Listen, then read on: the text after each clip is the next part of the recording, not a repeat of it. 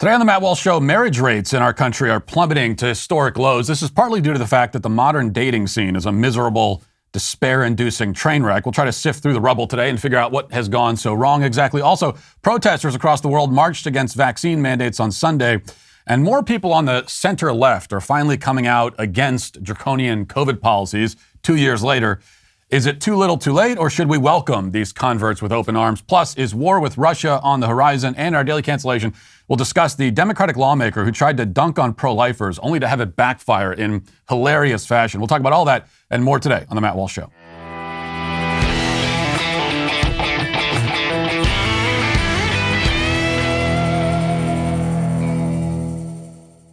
I know some of you are sleeping on some saggy old mattresses at night, and you deserve better than that. So give yourself an upgrade. Helix Sleep has a quiz that takes just 2 minutes to complete, and it matches your body type and sleep preferences to the perfect mattress for you. If you like a mattress that's really soft or firm, if you sleep on your side or your back or your stomach, or you sleep really hot, with Felix, there's a specific mattress for each and everybody's unique taste. Just go to helixsleep.com/Walsh, take their 2-minute sleep quiz, and they'll match you to a customized mattress that will give you the best sleep of your life. They have a 10-year warranty, and you get to try it out for 100 nights risk-free. They'll even pick it up for you if you don't love it, but I guarantee you will. It really is. It's as easy as that. Right now, Helix is offering up to $200 off and free pillows with all mattress orders for our listeners at helixsleep.com/Walsh. That's helixsleep.com/Walsh. for $200 off your mattress order.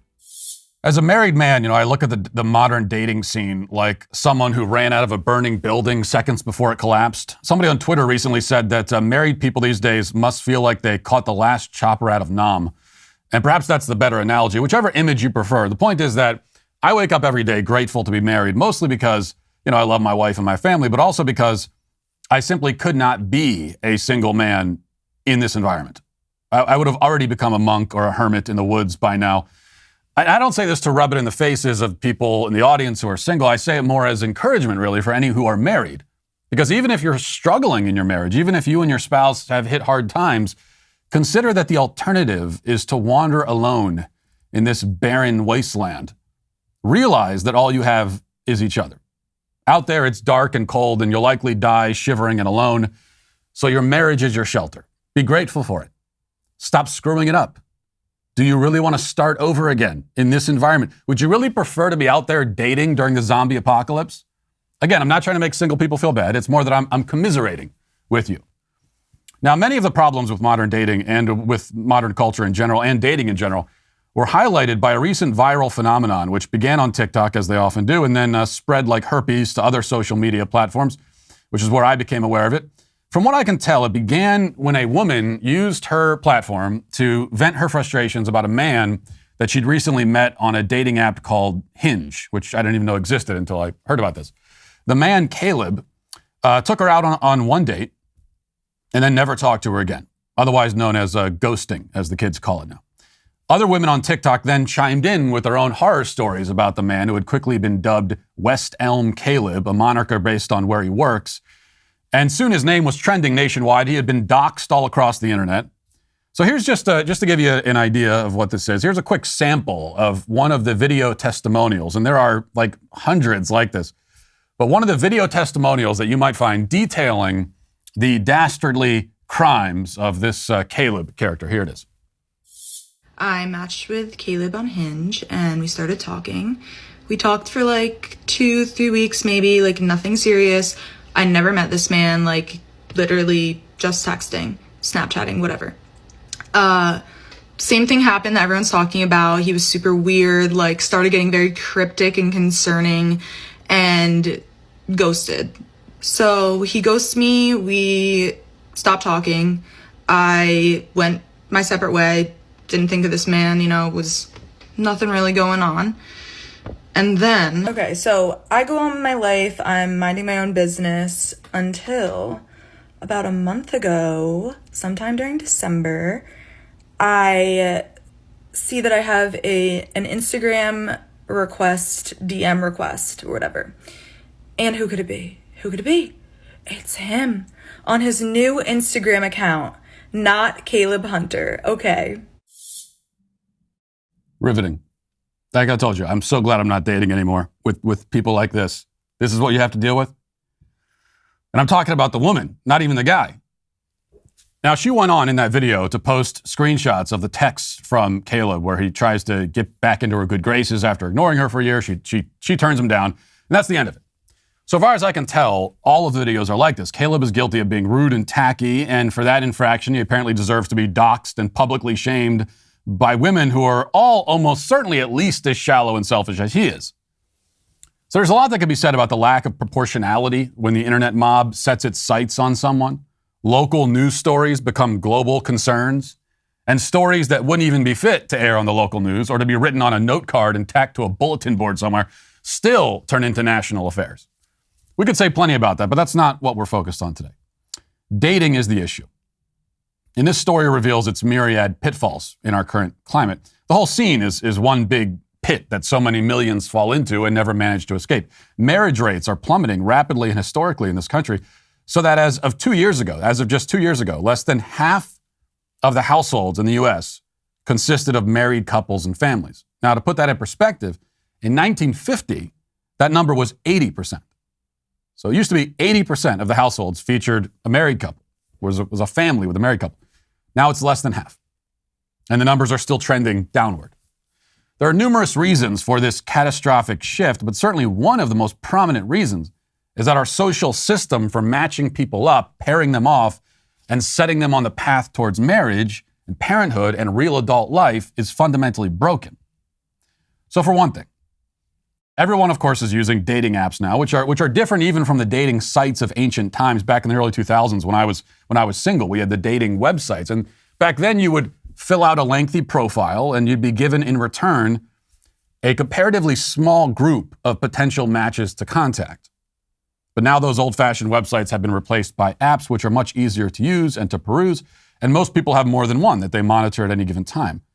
It doesn't require any effort or commitment to use the apps, and the user sort of swipes through it very quickly, casually discarding potential matches based on nothing but a cursory glance at their photograph.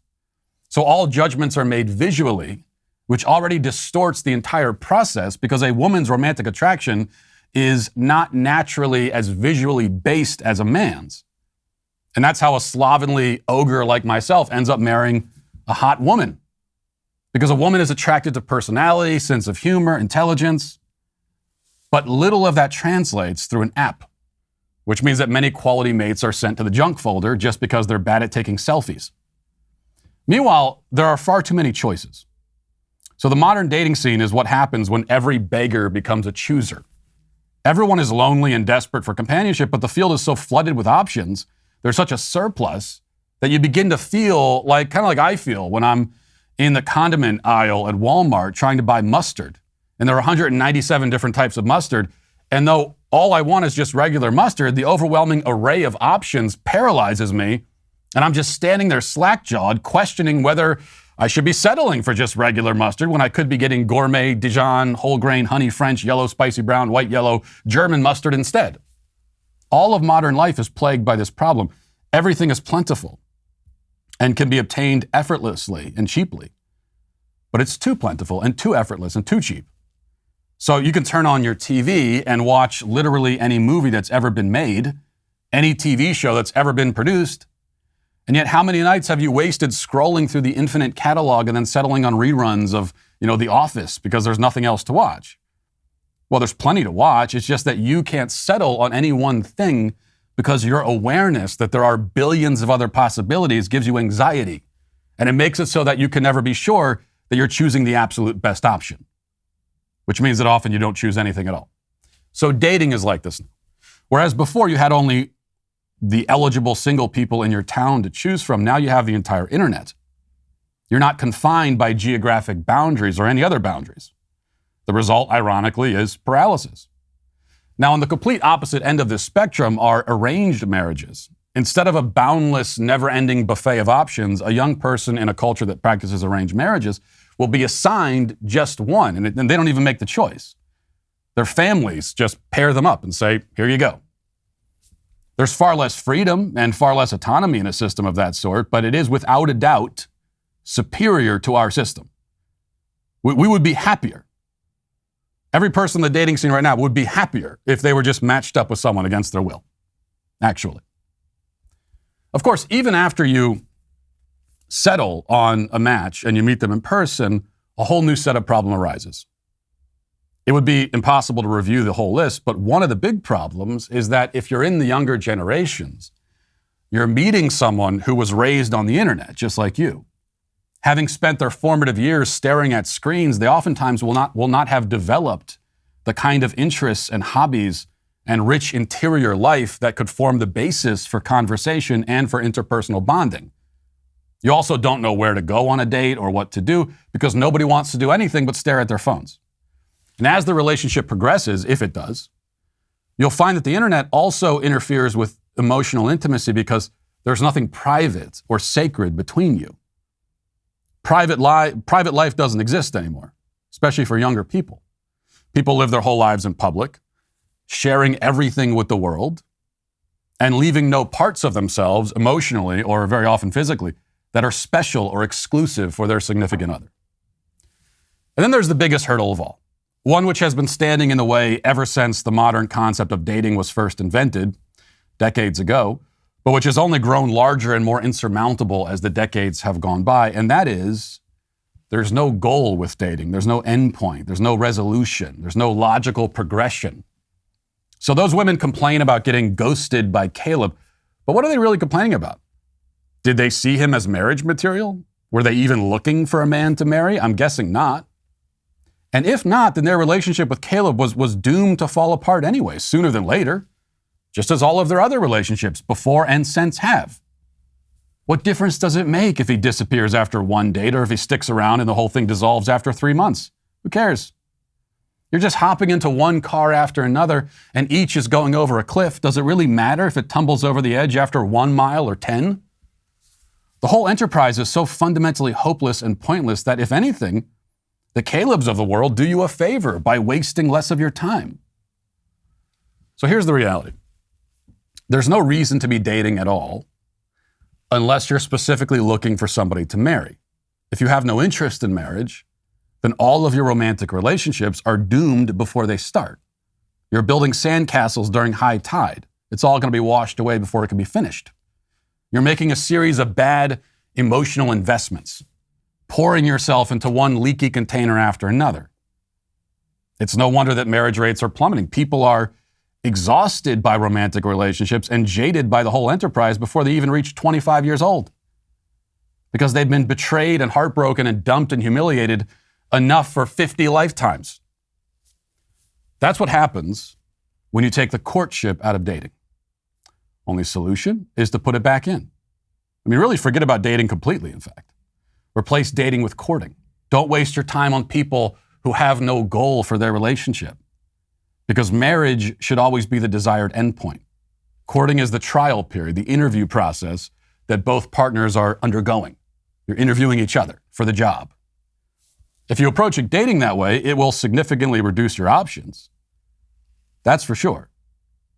But as we've seen, that's not necessarily a bad thing. Now let's get to our 5 headlines.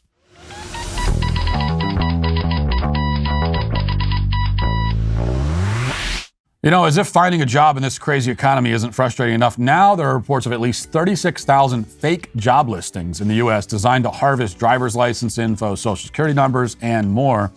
It's tough enough if you're unemployed looking for a job, and now you got to add that. That's another worry that you have to add to your plate, unless you get LifeLock. That's why it's so important to understand how cybercrime and identity theft are affecting our lives. Every day we put our information at risk on the internet.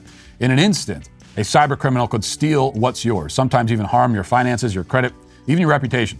Good thing there's LifeLock. LifeLock helps detect a wide range of identity threats, things that you wouldn't be able to find on your own or wouldn't be able to detect on your own, like if your social security number is for sale on the dark web. If they detect your information has been potentially compromised, they will send you an alert. And you also have a dedicated restoration specialist if, God forbid, you do become a victim.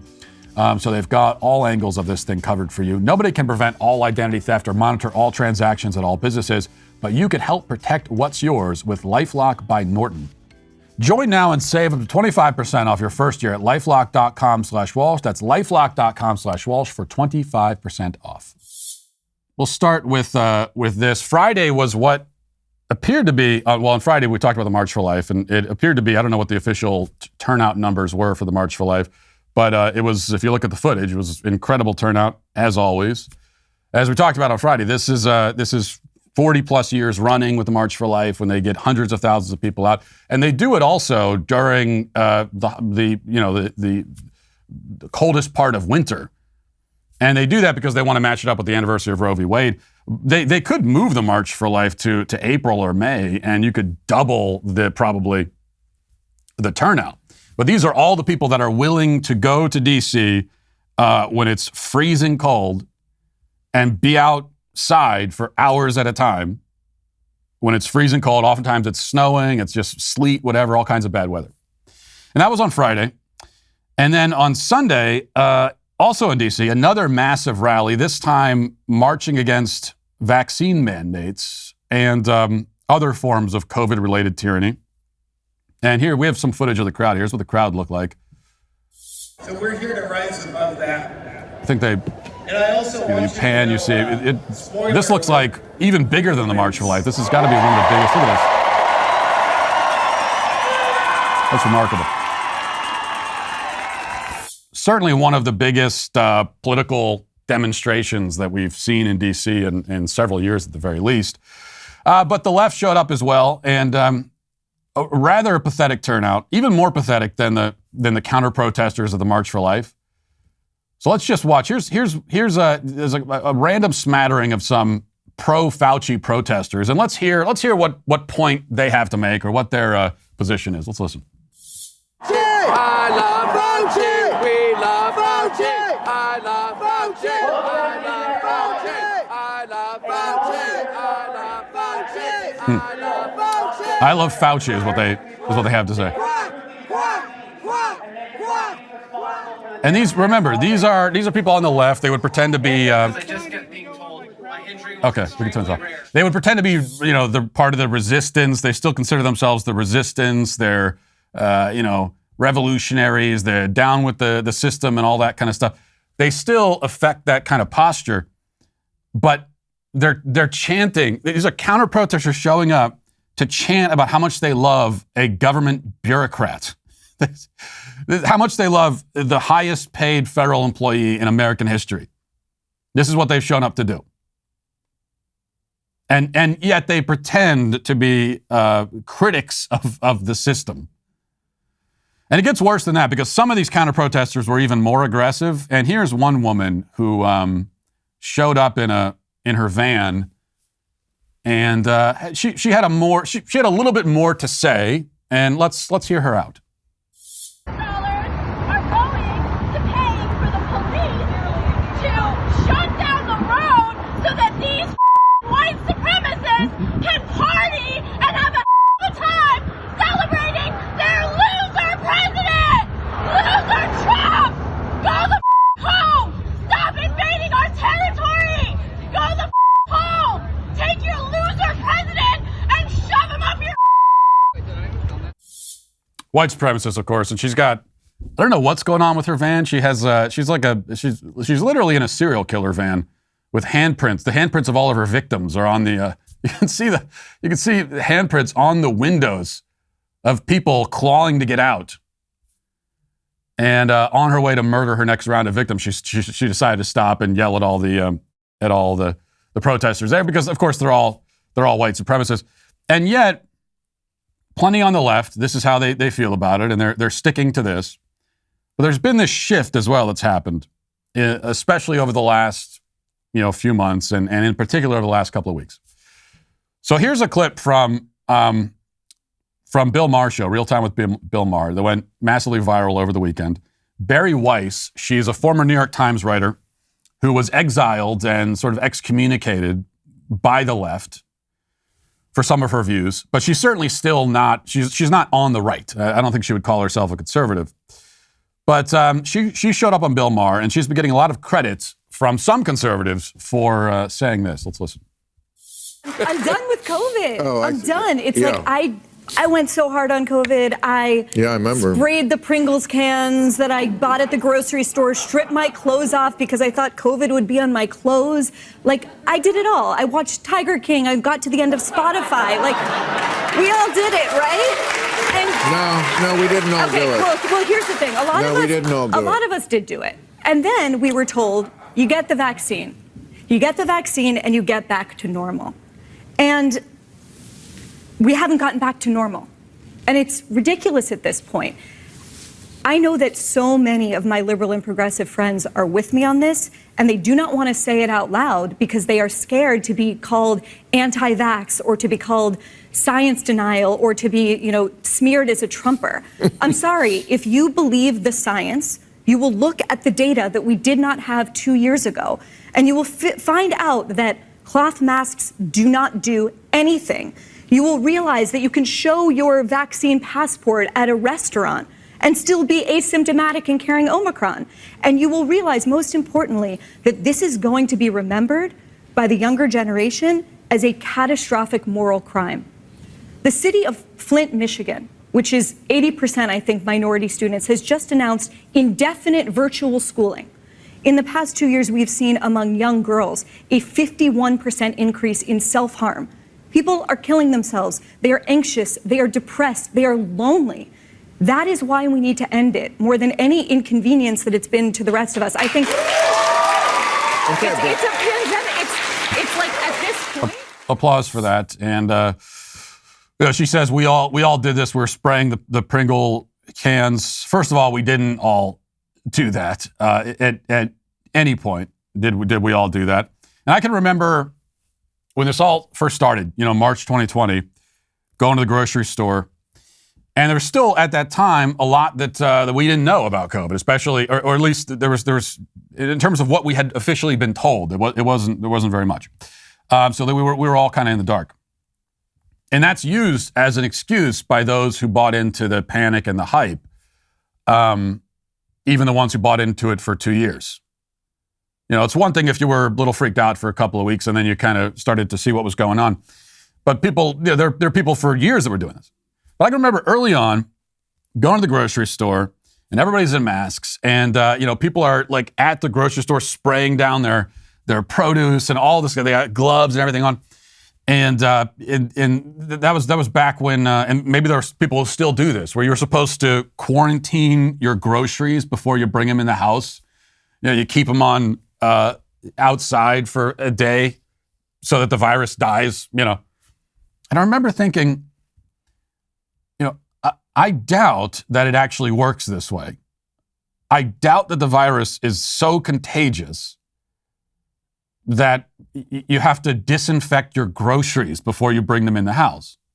I doubt it. I mean, at the time, I can't say for sure that it's not true. I mean, I don't really know. I doubt it. But then I also thought, well, even if that's true, like if that's how deadly and contagious this thing is, that you have to disinfect your produce, you got to spray down the Pringles, you got to open up your box of cereal and wipe each individual Frosted Flake with a Lysol wipe. If it's that contagious, then we're doomed anyway. There's just no point in even trying then. Society's doomed if that's the case. So that was the calculation I made very early on and decided to basically not adjust my life at all, except in the ways that I was absolutely forced to because I couldn't go to a lot of places because they were shut down. But other than that, I just lived my life as I always had. And there were a lot of people that did the same thing. And so now we're listening to people like Barry Weiss. And first of all, it's a little bit frustrating because they try to frame it as, oh, we all did this. We were all wiping down the Pringles can. No, we didn't all do it. That was you. It wasn't all of us. But it's 2 years later. And she's not the only one. People on the, I guess we would call center left, to the extent that the center left even exists anymore. And really it doesn't exist because the left has anyone that's still on the center, they consider you to be on the right. If you're to the right of them, you're just on the right and that's all. And that's why they're going to exile you as they have with Barry Weiss. But to the extent that she's on the center left, she's had this awakening moment 2 years into it, which is good, right? It is better late than never. What she just said there is good and important, and I'm glad that it was said. But it is frustrating To those of us who have been saying it all along, not just because not just for ego reasons, where we want credit for being right.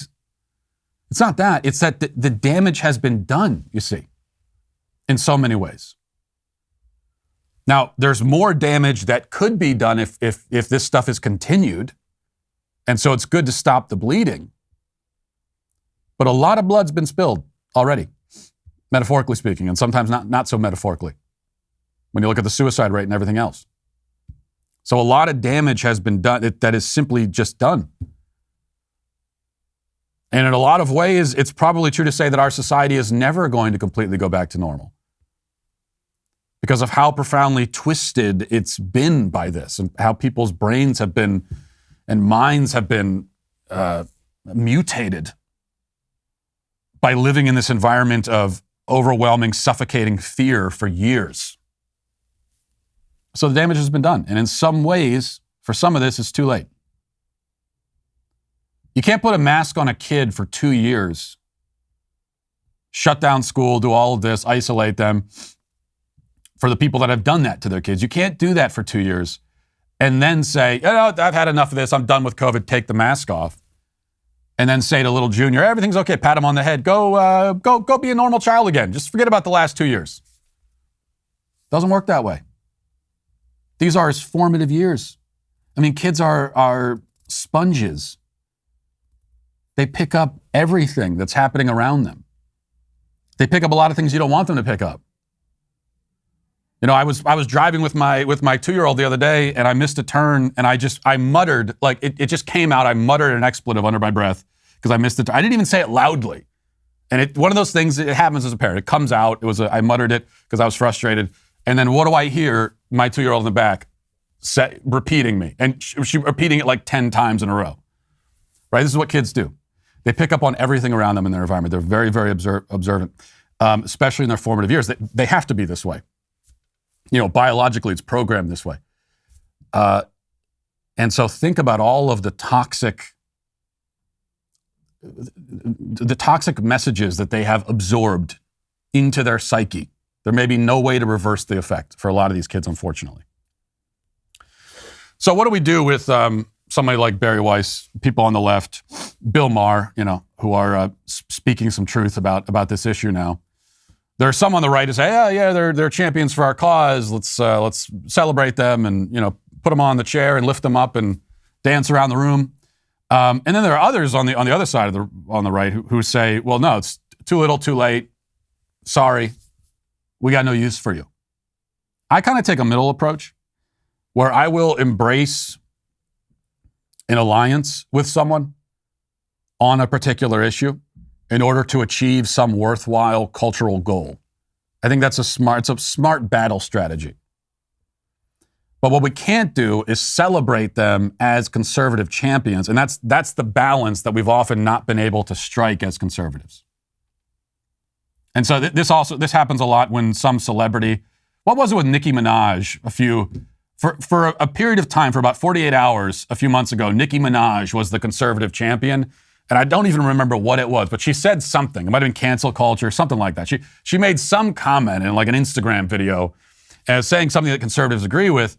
And there were a lot of conservatives, let's invite her to CPAC. Maybe she should run for president. We'll put her on the ticket with Trump because she said one thing. No, the better approach is, she's right about this. And guess what, Nicki Minaj, whatever this issue is, if you want to fight alongside us on this issue, fantastic.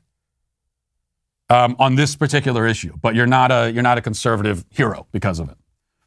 So that's what I would do with this. It's the same thing with gender. After the Dr. Phil segment, I've heard from a lot of feminists, like left-wing feminists, who are, and if you go to some people send me links to some of these feminist forums and boards and stuff, and it can be funny because they don't know what exactly to do about this.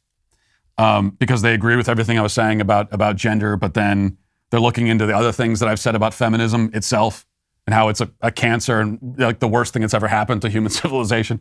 And so they're not sure exactly what to do. But my approach to them is, hey, if you want to work on beating back this gender madness, I'm with you on that. Great. We're not friends.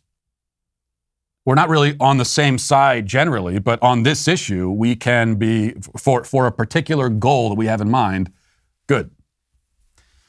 That's my approach. One other note on this. I want to play this. Kathy Hochul, she's the governor up in New York, and she has not yet. She's not ready. She's not done with COVID. She, of course, is not done with it. And she says, hey, look, the kids can wear masks forever, and it's no big deal because the kids, they can adapt. Let's listen. Regarding the mask mandates, I want to know if the state has a particular number, whether that be like a test positivity rate or a hospitalization rate, that when we go under that, the mask mandates will be lifted, or is the state playing that by ear? We're not playing it by ear. We're going to be driven by data and look at what our situation was prior to the mandates and assess, was that the right number to go back to? I can't say with certainty, but that is a starting point to look at the number before we instituted these. We instituted these because we saw the storm coming our way. We watched the global trends. We saw how quickly this escalated upward in other countries like England and South Africa, and we knew that could hit us. That's why we took steps literally the day the first case arrived in New York State, which was December 2nd, and announced the first series of restrictions on going up for the next couple of weeks. So I think about this a lot. I'm not going to operate in a vacuum. We're going to have data and experts and people who know a lot about what the next trends are. But I am really looking forward to lifting them. I truly am. I know people are tired, but I'll say one thing about the kids. My daughter had a meltdown over having to put sneakers on to go to kindergarten. She got used to wearing sneakers in school. I mean, they adapt better than adults do. And I'm really proud of the parents who made sure that their kids understood this is for their safety. So they adapt. It's like wearing, the difference between a mask and shoes for kids at school is that shoes are necessary. It's necessary to wear shoes. And it's a real safety issue wearing shoes, because you step on glass or a nail or something, you're going to be glad you had shoes on. That's the difference. No, kids that are wearing a mask without complaint, and I've talked about this before because I've seen it myself, and we all have observed this shift taking place, hopefully not with our own kids. I haven't observed it with my own kids because my kids don't wear a mask, and I've never required them to do it. But I've observed it kind of in society where, again, early on, you go to the grocery store, you go around, and you see kids wearing the mask, and they're pulling it down, and they're fidgeting, and their parents are fussing with them and say, keep the mask on. And these days, if you go to a place where they're still masking kids, you don't see that for the most part. You see the kids, they're wearing the mask basically how it's supposed to be worn, and they're not messing with it very much, and they just keep it on. And you hear from parents who are very proud of this. They say, I sent my 6-year-old to school, and he wears a mask for 7 hours, and it's not a problem. Oh, he's adapted. No, that's not adaptation. That's damage. He's been damaged. He's been beaten down. I used the analogy before of a child who suffers physical abuse at home. And this is a form of physical abuse and emotional and psychological abuse. But a child who suffers abuse at home, maybe an abuse victim gets to a point where he barely even reacts to the abuse, at least visibly, externally. Does that mean he's adapted to it? No, it means that the abuse has settled deep down into his psyche, into his mind. It means that that's how deep the damage is now for this child. And it's the same thing with the masking stuff. All right, one other note. This is from the Daily Wire. We might be on the cusp of World War III. So on this show, World War III goes down to like the last, it's in the middle of the show at the end of a segment. I'll just throw it in there. Every other show, you're going to lead with it. This is one of the reasons why. I mean, there are a lot of reasons why I don't want World War III to happen. Many reasons. But, on the list, far down, but on the list is also that I don't want to have to talk about it every single day on the show. And I also don't want to be the one show that just World War III is happening and I ignore it. And we're talking about dating, instead on this show. Anyway, this is from the Daily Wire. It says, Democrat President Joe Biden is considering deploying U.S. forces to Eastern Europe as Russia is reportedly preparing to invade Ukraine at any moment. Biden is considering the deployment of several thousand U.S. troops, as well as warships and aircraft to NATO allies in the Baltics and Eastern Europe, an expansion of American military involvement amid mounting fears of a Russian incursion into Ukraine. The move would signal a major pivot for the Biden administration, which up until recently was taking a restrained stance on Ukraine out of fear of provoking Russia into invading. Okay, just a couple of quick things I'll say about this. First of all, the idea that a leader, a national leader, would send his country to war because his poll numbers are down, because he's unpopular. That's not by any means a far-fetched idea. This history is replete with examples of that happening. There's a long history of that. There's a lot of precedent for it. So would Joe Biden actually get us into a war with Russia because he's sitting at 30% in the approval ratings and he wants to change the subject? And he also knows historically that what happens with the polls with presidents when they go to war. Typically, they see a boost in polls. People, kind of on both sides rally behind the president. So would Biden actually do that? Absolutely, he would. But remember, for these people, the only thing they care about is their own political future and their own power. And they've also convinced themselves that that's for the greater good. They've convinced themselves, the people, maybe not Joe Biden himself personally, because he has lost his mind, but the people who are really pulling the strings, people in his administration and the Biden regime, they've also convinced themselves that the world needs them there. And so whatever they have to do to remain in power, it's for the greater good. It's for everybody's sake. And if that means that tens of thousands or 100,000 people have to die in a war, a pointless war, that's fine. It's for the greater good, as long as it helps their political future. That's the way they look at it. So for me with Ukraine, it's very, I don't pretend to be a foreign policy analyst by any means, but for me, it's pretty simple. Ukraine is its own country, and it's not our country. And so I don't want to go to war to protect it. And like I told you, it's pretty damn simple for me. We have our own borders that we're not protecting. And we have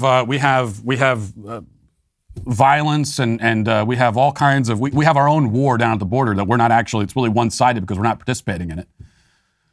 So the idea that we're going to go 6,000 miles away, we're going to go to a country that's on the other side of the world, 6,000 miles away, and send our own sons and now daughters as well to die on foreign soil to protect the borders of another country, of Ukraine.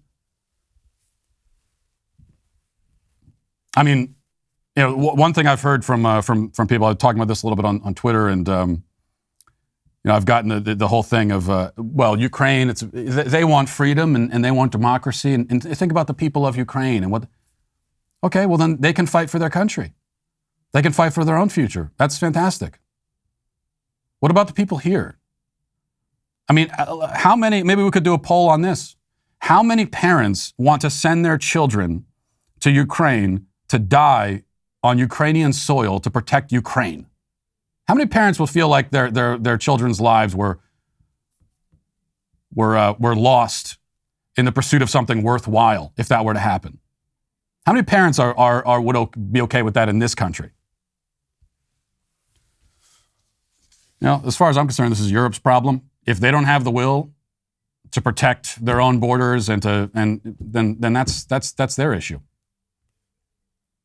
It's insane to me that after all of this time, I mean, I get why the people in power, again, I understand why they want to do it. I don't agree with it. It's evil. It's terrible. I understand though. It is for them, it's really self-preservation. But if just normal Americans who are not in positions of power, and I would like to see the poll numbers on this. I'm thinking that a war with Russia would be very unpopular, and I'm sure there have been polling already done on it. Maybe I'd look at that. But I can't understand how any Americans who have lived through the past several decades would still have any appetite for going overseas and losing thousands of lives and trillions of dollars to protect democracy in countries that are not our own. All right, let's get now to the comment section. Cancellation on the law and order of the day. We the Sweet Baby Gang. And you can always leave us a video comment at dailywire.com/sweetbabycomments. And I don't think we have, do we have any? We don't have any video comments queued up, do we? Well, look, it's a Monday. Not everything is in proper working order at this point. But you can leave those video comments. We'll have to stick with just the boring written comments for today. EJ Jeremiah says, it's so insane how intolerant their side is. They literally are saying, how dare Dr. Phil not just be propaganda for their side. Leslie says, Dr. Phil had 3 woke pro-trans people against 1 Matt Walsh. How was that unfair? Maybe unfair to Matt, except Matt won on all points. Yeah, it is pretty incredible to think about. I'm still not quite over that. I was sitting there on stage, and for much of the discussion, it was 3 against 1, including a studio audience. Really, it was what, 70 against 1 or something, whatever the studio audience was. So 3 against 1 on stage, plus a studio audience that was not on my side. And that is really a hurdle in a debate like this. When the other side gets all the applause lines, in terms of optics, it's hard to overcome the optics. When someone says, this is one of the reasons why traditionally in sitcoms, they always have a laugh track. Because it's easy. You can be influenced into thinking that a joke was funny if everybody else is laughing at it. And it's the same thing with a debate. If one side is getting all the applause and then you make a point and there's just silence. You make a really good point and then you look around, it's total stone cold silence. Optically, that's hard to get over. So they had all of that on their side. And yet, at the end of the debate, they're the ones complaining that they were ganged up on. 50 against 1, they were ganged up on, and they're the victims of bullying. It is pretty incredible. The other comment says, Matt, you have to admit that guy on Dr. Phil had great hair. Yeah, the non-binary. You know what? Funny enough, when I was watching this episode with my wife, and I don't usually watch my own, I don't usually watch anything that I'm in with other people. I'll watch it, but always by myself. I'll watch it like a football player watches game tape, kind of picking myself apart, figuring out what I did wrong. But I don't sit down with other people to watch stuff that I'm in. But I made an exception, in this case, because my wife insisted. So we sat down and watched it. And my wife was disturbed, like everybody else, by the sight of the people that I was on stage with. But in spite of that, the very first thing she said when the episode started, the very first thing that she made note of was that the guy with the beard and the dress had really nice hair. And so she remarked on that a couple of times, raving about his hair. And that is really, it's another profound demonstration of the difference between men and women, because women will always comment on nice hair, no matter whose hair it is, no matter the situation. It's biologically ingrained. They can't stop themselves. My wife, she could be in the process of getting murdered by a serial killer, by that woman in the van with all the handprints. And if the killer had nice hair, my wife would still take a second to say, hey, sorry if this is awkward, but you have great hair. What kind of shampoo do you use? It's a good thing that Hitler didn't have nice hair, because I think women would be getting themselves in a lot of trouble constantly kind of remarking on it. And then I'm on the other end of the spectrum, because I don't notice, someone's hair could be on fire in front of me and I don't think I would notice it. So yesterday we were going out somewhere, and my wife was complaining that her hair looked terrible. She was having a bad hair day or something. And I thought it looked perfectly fine. So she said, oh, no, I gotta take care of it. So she went into the bathroom to go get ready, and she was gone for 2 hours getting ready. And she came out, and she was so happy that her hair had been fixed. And she said, look at my hair now. And it looked exactly the same to me. So I don't know what she was doing in there. Like, did she watch each follicle individually with shampoo? I'm not sure. Looked great, just the same. Let's see. Igor says, I distinctly remember Matt saying he would write his own slam poetry when his channel reached 500,000 subscribers. A few comments pointing that out. I have no memory of making that promise. I don't know why I promised to do slam poetry. Why would I promise that, of all things? What was I, drunk? I might have been drunk during that episode. I don't drink before the show, but maybe that one. Maybe that's why I don't remember it. Okay. Well, here's the thing. I said once we reached 500,000, but we kind of blew past that. And now we're at 550,000. So it's too late, I think now, unfortunately. As much as I would love to hold up my end of the bargain, it's really, I said once we're at, or didn't I say that? Once we're at 500,000, I'd do the slam poetry. But now we're at 550, and so I can't do it. We'll look at 600,000 maybe. You know what? 1 million. We're moving the goalpost. Let's get to 1 million, and I will have my own, my very own poetry that I will recite for you at 1 million. Unless I think of another excuse not to do it.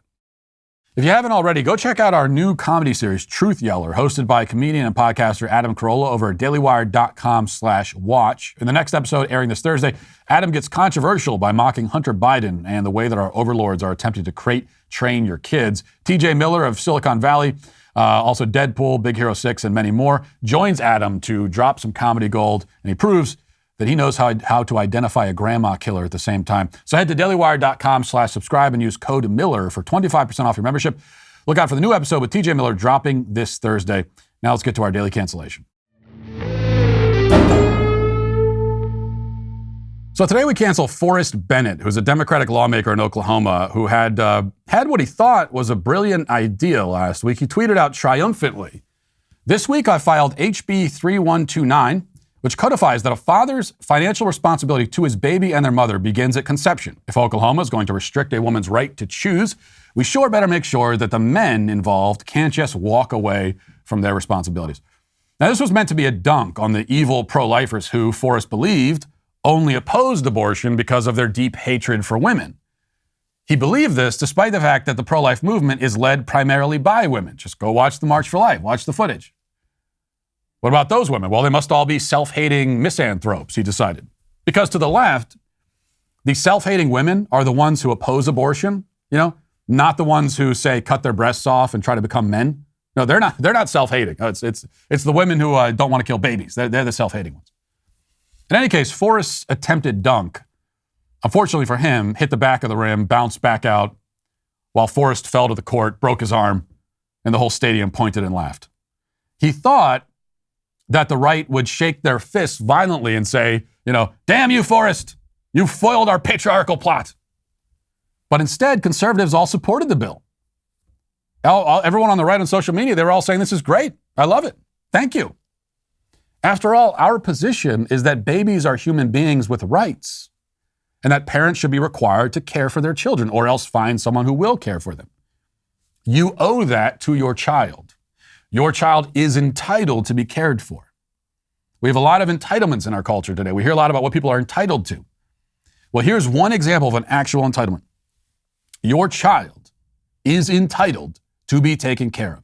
You have that responsibility to your child. And again, if you can't fulfill that responsibility or don't want to, then you find someone who will. What you cannot do is abandon them or certainly kill them outright. That's our position. Now, of course, we think that this principle should apply to men as well. In fact, a bill that codifies a father's financial responsibility to his baby in the womb also codifies that the baby in the womb is, in fact, a baby. He's a person, a legal entity who is owed certain basic legal protections. Why wouldn't we support that? Forrest could only look around in horror as the people he was trying to anger with his bill instead cheered him on, while the people he was trying to impress instead were angry. So a day later, he tweeted this follow-up. He said, "Well, this has been fun. I appreciate those who understood the message behind this bill and those who provided sincere constructive feedback and pointed out serious issues with practical application. Also a great way to be reminded that 280 characters isn't enough for some discussions. I'm muting this now because I've read most, if not all, of the comments, and I hear those who came here to help me understand angles to this that I hadn't considered. I also hear those who came here just to be mean or condescending. And hey, it's Twitter. What was I expecting? Let me get this out of the way. By the way, the mean people were all just the ones who said it's a good bill and they like it. But that's mean because it's the people that it's the wrong people. He didn't want those people to be supported." He continues, "Let me get this out of the way. Obviously, I'm not moving forward with this bill as written. I'm glad many of you understood the idea, but it clearly needs work. So to actual constituents of mine who requested that I go back to the drawing board, I hear you." Now, what can we learn from this, aside from the fact that Forrest Bennett is a stupid, pathetic, little embarrassing goober who wrote a bill just to troll his opponents, but instead trolled his own side by accident? I think the most important lesson is this, aside from the fact that he's stupid and embarrassing. The second maybe is the fact that the pro-abortion side, and the left broadly speaking, has so thoroughly insulated itself, so completely hidden itself in its own cocoon, that the people on that side have come to actually believe the straw man that they've constructed. They're buying into their own hype. It's hard to fathom this as someone who lives in reality, but many pro-aborts do really think that the anti-abortion side is motivated by nothing but animosity for women. Now, it's not that they've been fooled into thinking this by some outside force. They fooled themselves. Forrest Bennett thought that pro-lifers would have a problem with requiring men to care for their children, even though we're the ones who are always talking about the problem of fatherless homes. We're the ones always calling for men to take responsibility. Our whole point, again, is that babies are people and their parents have a duty to care for them. So how could the other side come to actually believe that the pro-life position is all just a smokescreen and our real intention is to enslave women? Well, partly it's stupidity and intellectual laziness, but also it's a kind of emotional self-preservation, I think. Their own position is so morally hideous, and they are so clearly and deeply in the wrong, that they wouldn't be able to face themselves or sleep at night if they allowed themselves to engage honestly with the opposing viewpoint. Their only choice is to make a cartoon out of us. They have to retreat into fantasy. Otherwise, they would notice the bloodstains on their hands and the mountain of dead bodies that they're standing on. They can't handle that confrontation with reality until reality forces itself to be seen and to be known, as happened to poor Forrest Bennett, who is today, of course, for that reason, finally canceled. And we'll leave it there for today. Thanks for watching. Thanks for listening. Have a great day. Godspeed.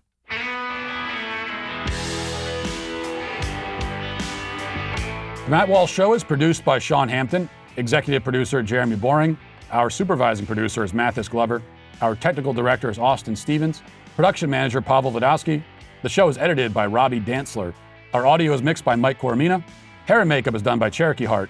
And our production coordinator is McKenna Waters. The Matt Walsh Show is a Daily Wire production. Copyright Daily Wire 2022. John Bickley here, Daily Wire Editor-in-Chief. Wake up every morning with our show, Morning Wire, where we bring you all the news that you need to know in 15 minutes or less. Join me and my co-host Georgia Howe for daily coverage of all the biggest stories on Morning Wire.